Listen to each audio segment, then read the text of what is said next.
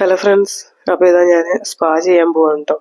അപ്പോൾ ഞാൻ ആദ്യം ഹെയർ കട്ട് ചെയ്തു, അതിനുശേഷം ഞാൻ ഹെന്ന ഇട്ടു, അതിനുശേഷം ഞാൻ കളർ ചെയ്തു. ഇനി ഇതാ ലാസ്റ്റ് എൻ്റെ ഹെയറിനെ ഒന്ന് പ്രൊട്ടക്റ്റ് ചെയ്യാൻ വേണ്ടിയിട്ട്, അപ്പോൾ ഇത്രയും കെമിക്കൽസ് യൂസ് ചെയ്ത കാരണം ഹെയറിനെ ഒന്ന് ട്രീറ്റ് ചെയ്യാൻ വേണ്ടിയിട്ടാണ് സ്പാ ചെയ്യുന്നത്. അപ്പോൾ സ്പാ ചെയ്ത് കഴിഞ്ഞാൽ നമ്മുടെ ഹെയറിന് ഒരുപാട് ഗുണങ്ങളുണ്ട്. അപ്പോൾ അത് നമ്മളെ ഹെയറിന് ഇപ്പോൾ ഒരുപാട് ഡ്രൈ ആക്കി, കളർ ചെയ്തപ്പോഴും എണ്ണ ചെയ്തപ്പോഴൊക്കെ മുടിയൊക്കെ ഒരുപാട് ഡ്രൈ ആയിപ്പോയി. അപ്പോൾ ആ ഡ്രൈനെസ്സിനൊക്കെ ചെറിയൊരു മാറ്റം വരുത്താൻ വേണ്ടിയിട്ട്, ഒരു ചെറിയൊരു പ്രൊട്ടക്ഷൻ കൊടുക്കാൻ വേണ്ടിയിട്ട് ഞാൻ സ്പാ ചെയ്യുന്നത് കേട്ടോ. അപ്പോൾ ഒരു തവണ സ്പാ ചെയ്തിട്ട് കാര്യമില്ല, നമ്മളൊരു 3 മാസമെങ്കിലും അടുപ്പിച്ച് ചെയ്യണം. മാസത്തിൽ ഒരിക്കൽ വെച്ച് 3 ടൈംസ് നമ്മൾ സ്പാ ചെയ്യണം. അങ്ങനെയാണ് പൊതുവെ എല്ലാവരും പറയുന്നത്. കളർ ചെയ്തു എന്ന് ഒരു ബ്യൂട്ടി പാർലറിൽ പോയിട്ട് നമ്മൾ പറയുകയാണെങ്കിൽ അവർ അടുത്ത ക്വസ്റ്റ്യൻ നമ്മളോട് ചോദിക്കുന്നത് സ്പാ ചെയ്തില്ലേ അത് കഴിഞ്ഞിട്ട് എന്നാണ്. അപ്പോൾ ഫസ്റ്റ് റീസൺ എന്താണെന്ന് വെച്ചാൽ ബ്ലീച്ചിട്ടും ഹെയറിൽ ഭയങ്കര ഡ്രൈ ആയിരിക്കും. അപ്പോൾ ആ ഡ്രൈനെസ് ഒന്ന് കുറയ്ക്കാൻ വേണ്ടിയിട്ടാണ് സ്പാ ചെയ്യാൻ പറയുന്നത്. ബ്ലീച്ച് ഇടാതെ കളർ ചെയ്യുകയാണെങ്കിലും വലിയ സീനില്ല. പക്ഷേ ബ്ലീച്ച് ചെയ്ത് കഴിഞ്ഞാൽ അത് ഹെയറിന് ഭയങ്കര ഡാമേജ് വരും.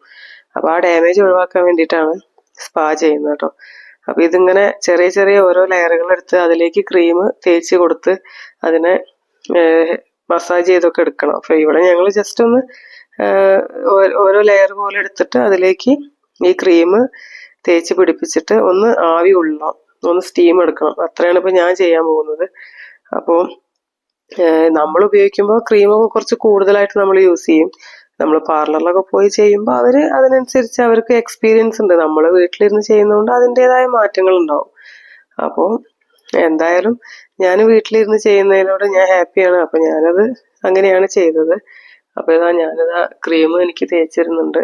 അപ്പോൾ ഇത് തേച്ചതിന് ശേഷം ഞാനിത് നമ്മൾ സാധാരണ പോലെ സുഖമില്ലാതിരിക്കുമ്പോൾ നമ്മൾ ആവി പിടിക്കില്ലേ, അപ്പോൾ അതുപോലെ ഉള്ള മെഷീനിൽ പോയിട്ട് തല വെച്ച് അങ്ങനെ ഇങ്ങനെയൊക്കെ ചെരിച്ചൊക്കെ വെച്ച് ഞാൻ ആവി പിടിക്കാന്നാണ് ഞാൻ വിചാരിക്കുന്നത്. അപ്പോൾ ഹെയറിനെ ഒന്ന് നമ്മളൊന്ന് സ്റ്റീം എടുക്കണം. അപ്പോൾ എൻ്റെ സ്പാ ചെയ്യുന്ന രീതികൾ ഇങ്ങനെയൊക്കെയാണ്. അപ്പോൾ എൻ്റെ വീഡിയോ കണ്ടു നോക്കൂ എല്ലാവരും. എൻ്റെ ചാനൽ സബ്സ്ക്രൈബ് ചെയ്യാത്ത വ്യൂവേഴ്സ് ഒന്ന് എൻ്റെ ചാനൽ സബ്സ്ക്രൈബ് ചെയ്ത് എന്നെ ഒന്ന് സപ്പോർട്ട് ചെയ്യണേ.